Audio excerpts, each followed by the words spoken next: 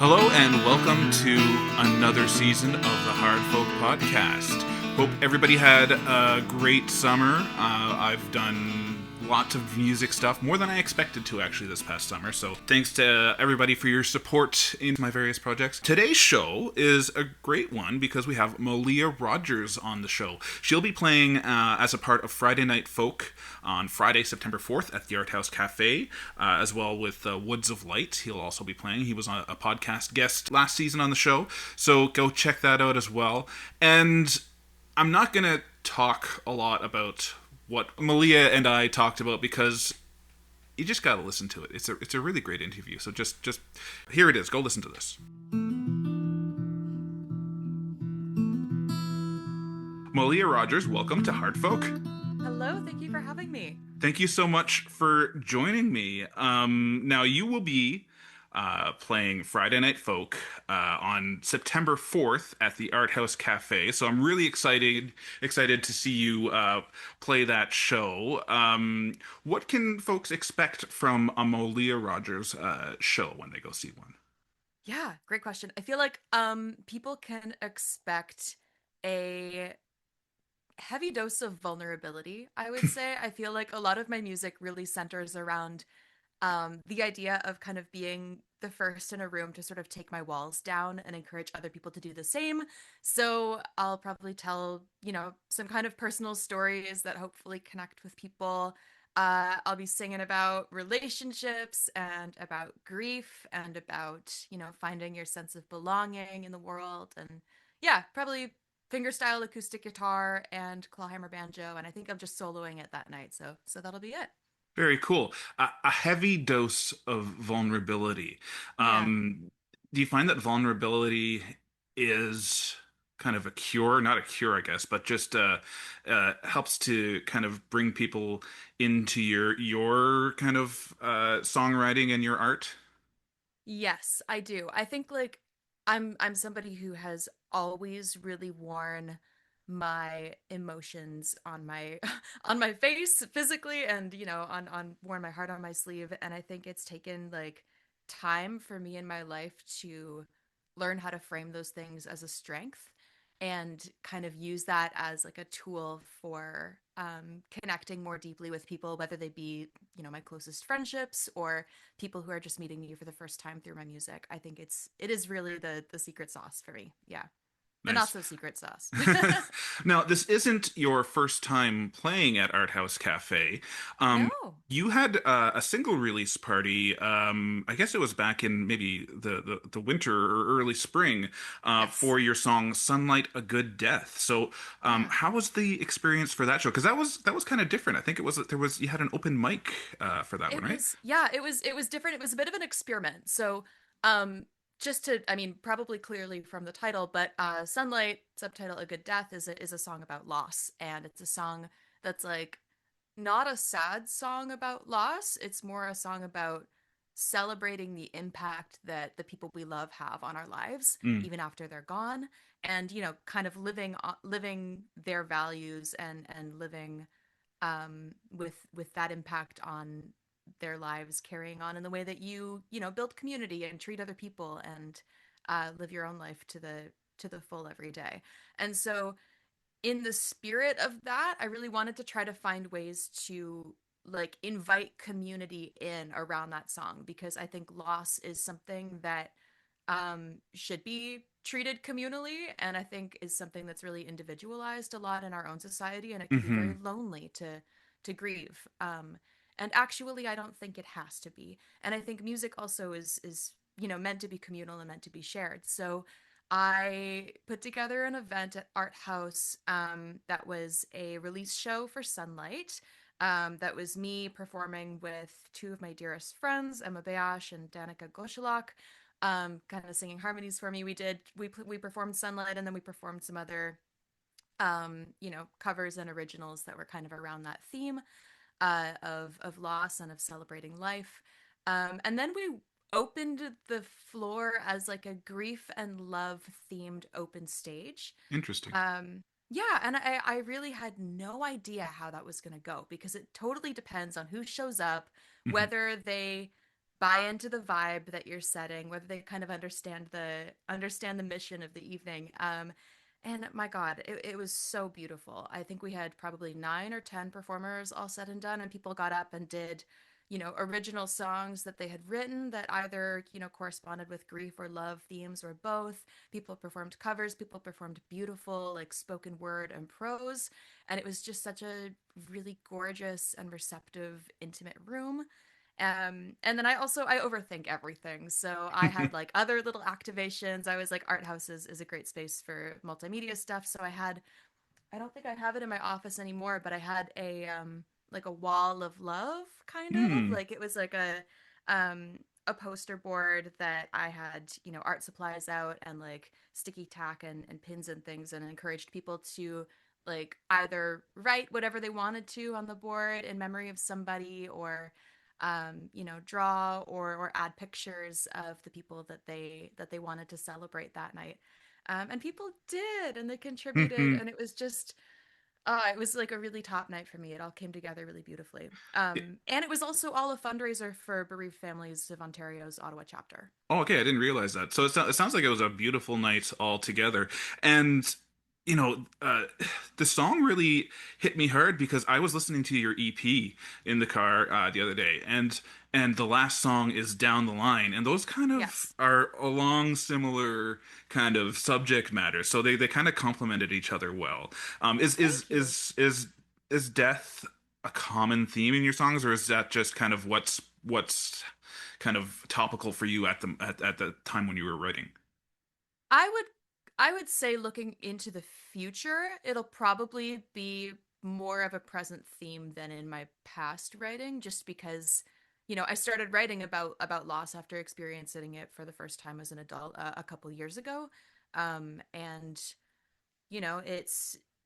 it was really transformative as a songwriter because like my music is already leans into the bittersweet, I feel, but it was just such new terrain in terms of an understanding of how grief and love are connected, and Hmm. just really kind of brought a lot of other emotions right into focus in a way that they hadn't been before. So I think loss is as connected to, my experience of things as it will be and going forward. Yeah. Now, going back, you were born and raised in Nova Scotia. I How did was. your journey, tell me about the journey that led you here to Ottawa? Sure, yeah, yeah.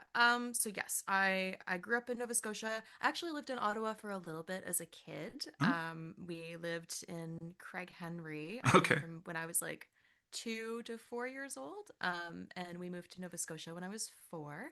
Hmm. And I grew up there. I did my schooling there. I went to Acadia University. I met my partner at Acadia University. He's an Ottawa boy. You can see where this is going. Yeah.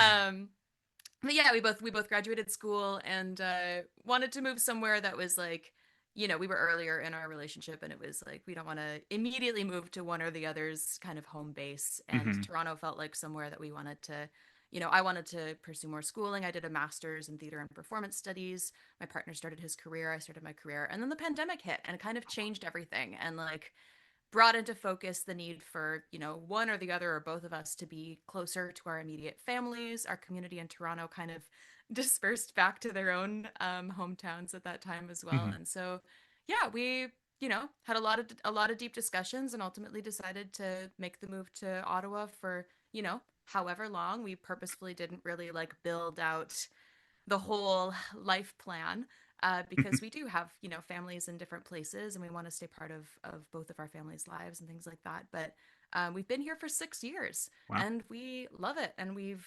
put down roots, and I feel really strongly that I've like built an amazing, not only friend group, but also like really started to drop into the music community here in a way that I haven't anywhere else. Hmm. And so it's been really lovely. Like Ottawa is such a welcoming place. Yeah, compared to, I guess you can't really compare to Nova Scotia because I've heard that's like welcoming on steroids. But how, It's how true, yes. how do you feel about the songwriting and the singer-songwriting community here compared to Toronto and compared to other places that you've been? Yeah, I mean, it's hard for me to make comparisons just because of, having been at those places in different stages of my life, like I haven't been um as focused in the aspect of my career that is my solo project while living in those other places. Like it's Mm. really just been in the last couple of years that I've started to kind of, put more energy into bringing my own music beyond the walls of my own house and out into a community, and this is the community that I'm doing that in. But I think, the music community in Nova Scotia is obviously extremely present and extremely rich, and I was lucky to grow up surrounded by that.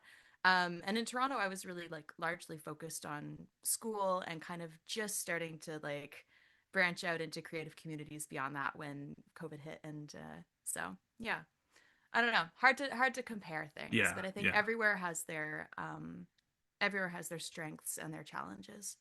Well, your strength for sure is songwriting. How did you develop your songwriting tools? Yeah. Um, the biggest thing has to be journaling. I have Hmm. been journaling as like not a daily practice in like a really structured way, but definitely in like a focused way since I was a small child. And it's not the kind of journaling where I'm like archiving my life for someone else. It's more of an internal sense making practice. Um, like, just trying to take stock of like the narrative that I'm building about my life and the way that I make sense of the world around me and talking to myself, really. And sometimes like writing in a really focused way to try to like really crystallize all of the details of a specific moment. But a lot of it is just like taking time to be introspective and have conversations with myself. And I think that that practice of writing, I mean, alongside being, a reader growing up, I think kind of like helped me build out just the array of language that I had for describing the world, but also the practice of sitting with a page and just letting thoughts come and accepting what's there and not pursuing perfection and just like having a vested interest in the process of it. And I think that's all really important as a songwriter. And I didn't start transferring that to music until like my mid-teens when I started playing guitar. Mhm. And then it just became songs. Like it just became natural. Now, did you play? You said you play clawhammer banjo, and did Nova Scotia kind of is that where you learned your chops as far as the folk music world goes? Actually, no. Oh, really? You would think so, but yeah, I pretty much only played guitar and a little bit of piano up until my mid 20s. And then really it was when, I had a little bit of extra time on my hands with those couple of years that I started branching out into trying to like I'm a self-taught instrumentalist on most things. So I started playing mandolin in 2020. I started Hmm. playing banjo in 2021. I will pick up anything I can get my hands on and try to play it to a working level. I'm currently learning fiddle. Cool. Um, but my like immersion in sort of the East Coast music scene didn't really happen until my early 20s. I got cast in a production called the Argyle Street Kitchen Party at Neptune Theater in 2018, and it was like a musical review of like all of these amazing East Coast artists like the Rankin Family, etc. And that was actually like a real study period for me because there was so Hmm. much that I didn't know. um, and then at the same time, I was also working at the Alexander Keith's Brewery in downtown Halifax, which was like a musical brewery tour. So I was, learning these songs that were like really representative of the area that tourists would recognize, that some of which I actually didn't even know. And then in our downtime, I was, plunking around on piano and learning how to play bodhrán and like, learning from the other musicians that I was working with. So um, yeah, not like a since a kid thing, but certainly in the last 10 years or so, it's been more of an immersion. Yeah, and I think the pandemic has definitely increased the sales of many musical instrument companies. I bought an entire pedal board when I was Yeah. And sequestered. you know what? Good. If there's one good thing to come out of it, it's people having a minute to sit with themselves and be like, if I had the time, what would I actually really like to just dabble with, you know? Exactly. Hmm. You mentioned theater a lot, just this interview. Do you mostly do musical theater? Like how does acting translate to music for you, or do you use them Yeah. both? There definitely is crossover. I I kind of have like a couple of different careers on the burner at the same time. So I have my solo project as an artist. I am a session musician. I perform regularly with Jessica Pearson and the East Wind. And then I also occasionally work as an actor. And when I do that, it's usually in a theater setting and usually as like an actor musician. Hmm. Like I think I maybe am a better musician than I am an actor because the things that I get hired for are like things that are because I play a lot of instruments and sing. But that's fine. I'll take the jobs. I like it. Um, and I think the ways that they intersect are I think having theater training and having like done a theater degree um has just really made becoming confident on a stage and like crafting my own live show be an easier journey than it might be for somebody who doesn't have that experience. Like I can imagine that for somebody who's, starting out as a singer-songwriter and they've never played in a live setting or like been on a stage in front of people before, that kind of attention must be like really something to get used to. Hmm. Um, and that wasn't an element of it so much for me. It's something that I've grown up in, and so it was just the going from telling to other people's stories to telling my own story and figuring out how I want to do that and how I want to build that story. Yeah, I was a theater kid too growing up, and Oh, people yay! mention like being nervous on stage, but yet like you said, it's something that we grow up with, so it's something that just feels comfortable. So Yeah. I definitely relate to that. You mentioned Jessica Pearson and the East Wind. How do you find the time for all these projects? It's a really good question. I am somebody who likes to stay busy, so that really helps. I get a lot of joy out of the things that I'm investing my time in, and I think that's really important. Hmm. And I make sure to actually actively set aside time every once in a while and be like, are the things that I'm, trying to commit to still serving me? You've heard of the kind of Venn diagram trifecta of like a good project or a good gig. I'm using air quotes if you Hmm. can't see me. But like, that it has to be financially meaningful in some way Hmm. and like, you know, from a artistic practice perspective contribute to your, you know, sense of artistry in some way and then also ideally be a good hang. And if it's two out of the three of those things, then you're set. But if it's three out of the three of those things, like don't let that project go. And I think yeah, I think Jess's project is like really serves me in so many different ways. I mean, they're like Jess and Sam are dear friends of mine, and I love Jess's music and love supporting her project. But it's also like such good experience for me in the music industry, Hmm. both from the perspective of like, you know, seeing her be a band leader and being able to translate some of that into okay, how do I want to be a band leader? I've seen people do this. I know what the experience of, working on someone else's project is. I can learn from that and I can apply some of, what I've learned about leadership and things to when it's time for me to do that, which has, been recently. I've started trying to put together little bands and ensembles here and there and kind of applying some of that. And then also just all of the people we meet, all the experiences we get to have. Like I've done so much touring now. I'm just starting to tour for my own project. So it's like, yeah, just a lot of really transferable experience, I guess. But that's not what you asked. You asked how I find the time, and I don't actually know. That no, that was a great answer. Now you mentioned touring. Is this something that you are doing completely independently on your own, or do you have help with that? How do you manage all the logistics and all that stuff? I'll speak for my own project first. Doing it entirely by myself. Have barely started doing it. Hmm. I'm booking a tour out east in April.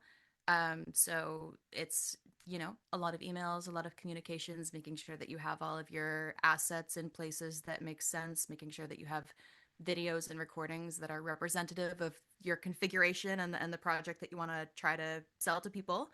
Um, Lots and lots and lots of emails, lots of admin work.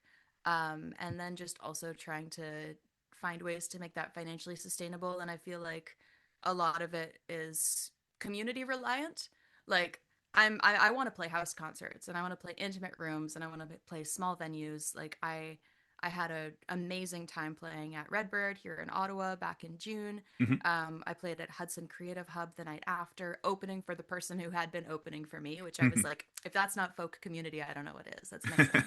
Um, and, people are generous with artists, generous with their time and with their resources and with their spirits and with their homes. Both for me and for Jess's project, which operates largely in the same way. Like everything is pretty independent at this Hmm. stage.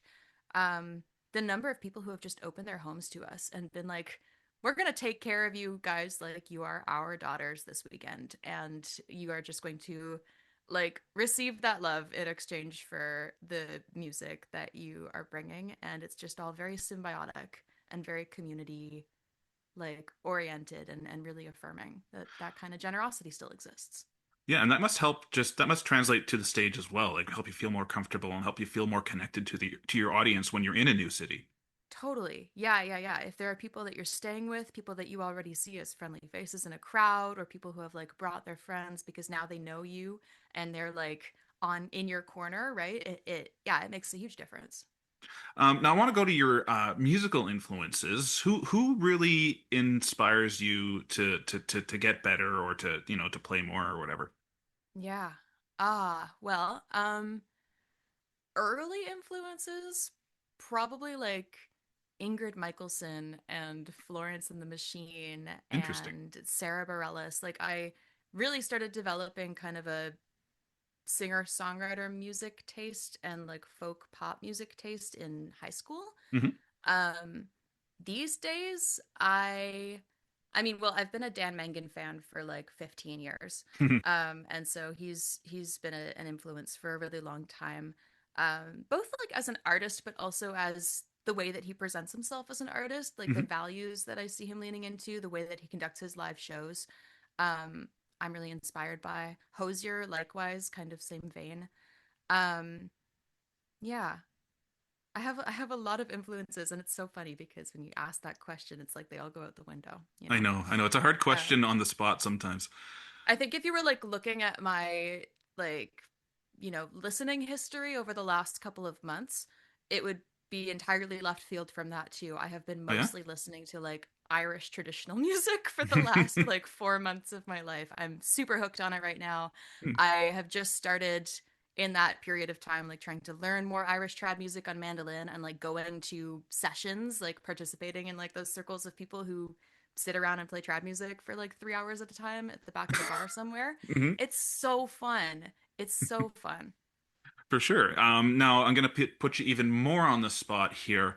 Who's someone who's influenced you personally? Not like an artist, but someone who's influenced you personally to become a songwriter or to get up on the stage or whatever. Mm. Am I allowed to cry on this podcast? That yes, please. Well, please do I and warned don't. everybody about vulnerability. My grandfather, Oh. definitely, who is the person that Sunlight was written about. Hmm. He sort of instilled in me the practice of journaling really early on, was Hmm. always hugely supportive of my songwriting and, my wanting to kind of be on a stage and make art, and was such an appreciator of music himself and just always like yeah, a bright and supportive and smiling face in an audience. And yeah, I write in honor of him now, I think. That's amazing. Okay, well, I'm gonna end off on this question here because that Yeah, that was nice. So on your website in your bio, you say, put down the heavy bags, stay as long as you need, and take something with you when you go. What do you want people to take with them when home after one of your shows? A sense of curiosity about others that they think they already know enough about. Mm, I feel like we more and more do this thing now where it's like you learn one thing about somebody that maybe feels like it rubs against something inside of you, and you're like, that's all I need to know about that person. They come from this place, or they have this job, or they, whatever. And it's like, I'm not interested in learning more. And I think we should always be interested in learning more about each other because we always have more in common than anybody thinks. And we all share this like depth and beauty of the experience of just living in the world. And I think we can all connect with each other, regardless of, background or belief or values or culture or, you know, all these kinds of things that we identify as. I think we're just all more similar than we think we are. And I think if we kind of just try to show ourselves to each other a little more and let the guard down, then it yields a sense of connection that can really build something. very, very nice. So I've learned a lot about you today. So thank you so much for joining me. I'm really looking forward to seeing you play alongside of Woods of Light Friday, September 4th at the Art House Cafe. Hopefully everybody will come and go home with an expanded sense of the world. Thank you, Matt. Thank you so much for having me.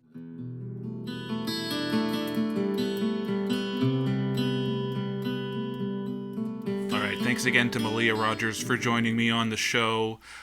Make sure you come out to Art House Cafe September 4th to check out CKCU Presents Friday Night Folk. It's going to be an amazing show, and you will walk away with a greater understanding of the world, or at least we all hope.